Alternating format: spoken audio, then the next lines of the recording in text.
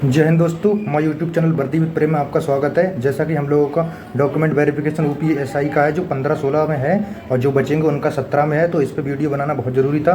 UP constable के चक्कर में बन नहीं पा रहा था। तो हमारा क्या है, डॉक्यूमेंट्स क्या क्या चाहिए और कैसे किससे प्रमाणित चाहिए, इन सारी चीज़ों पर चर्चा करेंगे। किसका प्रमाणित चलेगा, कौन सा चाहिए इसमें, और क्या प्रिंट मांगा गया उसके बारे में एक एक करके सारे पॉइंटों पे बात करेंगे हम।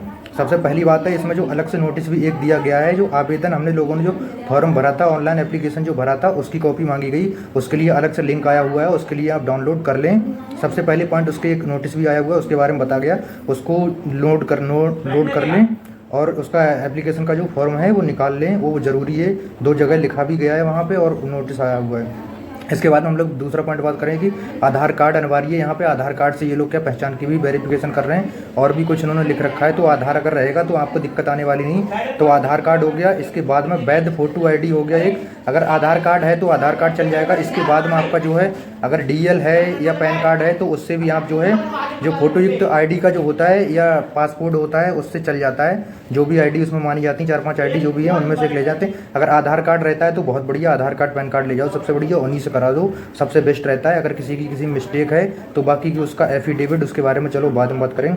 फिर है जाति प्रमाण पत्र, जाति निवास नहीं चाहिए। हाँ, ये है 5वां पॉइंट जो इसमें दिया गया है कि अगर जाति निवास, अगर आपका जो रिजर्वेशन का जो क्राइटेरिया है अगर उसको पूरा नहीं कर पाओगे, बाकी सारी चीज़ें अगर ठीक रहेंगी तो आपको जनरल में डाल दिया जाएगा। जैसे कि मैं अगर ओबीसी का हूँ तो मैं ओबीसी का अगर सर्टिफिकेट वहाँ नहीं दे पाया तो मुझे जनरल में डाल दिया जाएगा। उसके लिए क्या है, जनरल की एज में मैं फंसना चाहिए, उस तरह से वो लोग जनरल में उसमें कर देंगे।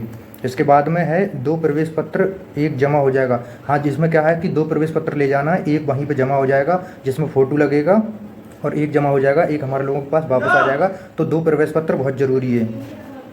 फिर जो नीचे दिया गया है उसमें कहा गया है कि एक एप्लीकेशन फॉर्म, वही जो मैं शुरू में बात कर रहा था तो यहाँ भी दिया गया था। तो एप्लीकेशन फॉर्म एक ज़रूर ले लें, प्रिंट निकाल लें। इसके बाद हम बात करें, हम यहाँ पे 2 फोटो मांगे गए पासपोर्ट साइज फ़ोटो, क्या कम से कम 5-6 ले लेना। एक तो एडमिट कार्ड पे ही लग जाएगा, 1-2 कहीं और ज़रूरत पड़ जाती है, कहीं कुछ फॉर्म वगैरह भरना पड़ जाता है, तो कम से कम 5 से 6 फोटो ले ही लें।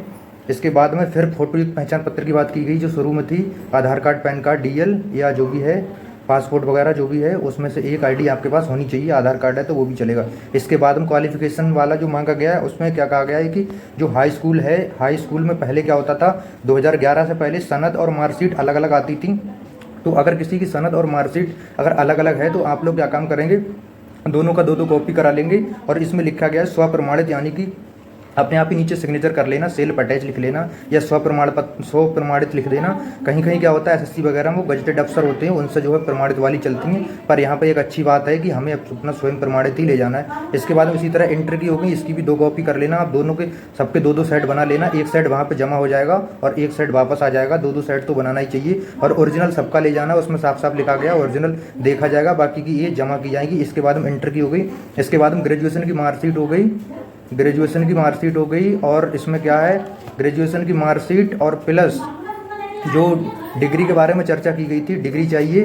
अगर किसी के पास डिग्री नहीं की, लास्ट टाइम जिसका ग्रेजुएशन हुआ होगा तो वहाँ से जो ऑनलाइन मिल रही थी वो वाली भी जो है आप ले सकते थे। अब तक तो जो है कर लेना चाहिए, किसी का है तो कल जाके कॉलेज से वो करवा सकते जिसका लास्ट टाइम हुआ। और एक प्रिंसिपल से, वहाँ प्राचार्य महोदय होते हैं, उनसे लिखवा भी लो कि जो है हम लास्ट ईयर किया है, इस वजह से हमारा नहीं मिल पा रहा है करके, इस तरह से लिखवा लो डिग्री। और इसका बहुत ज़रूरी है, दोनों जिसके पास है इसके भी 100 प्रमाण पत्र, 100 प्रमाणित, 2-2 कॉपी। इसके बाद हम बात करते हैं जो जैसे रिजर्वेशन वाले हैं, तो उसमें क्या है, जैसे निवास प्रमाण पत्र हो गया, इसकी भी 2 कॉपी, इसको भी 100 प्रमाणित बोला गया है। इसके बाद में जैसे कोई रिजर्वेशन है जिस कैटेगरी में, ओबीसी का है तो ओबीसी का, एससी का है तो एससी का, ईडब्ल्यूएस का है तो ईडब्ल्यूएस का, उसका सर्टिफिकेट चाहिए, उसका 2 कॉपी चाहिए। इसके बाद हम एक्स सर्विसमैन है तो जो रिटायरमेंट का जो वहाँ से जो मिलता है फॉर्मेट वो होना चाहिए, रिटायरमेंट वाला। और इसके बाद हम एक्स्ट्रा क्वालिफिकेशन अगर किसी के पास है, जैसे ओ लेवल है आपके पास, एनसीसी का सर्टिफिकेट है, या और भी कोई क्वालिफिकेशन है, प्रादेशिक सेना वगैरह है, तो वो वाली भी जो है आप लगा सकते हैं उसमें क्या, अगर आपका केस टाई होगा तो आपको प्रायोरिटी मिल जाएगी। बाकी नंबरों का तो फ़ायदा है नहीं, पर टाई केस में आपको ज़रूर फ़ायदा हो जाएगा। बाकी की जो स्टेट सरकार के जो कर्मचारी हैं तो उनका जो है स्टेट का जो प्रमाण पत्र हो जाता है वो अपने साथ ले जाते हैं, वो वहाँ पर लगा सकते हैं। आपको वहाँ पे टाई केस में आपको भी थोड़ा फ़ायदा मिल सकता है टाई केस में।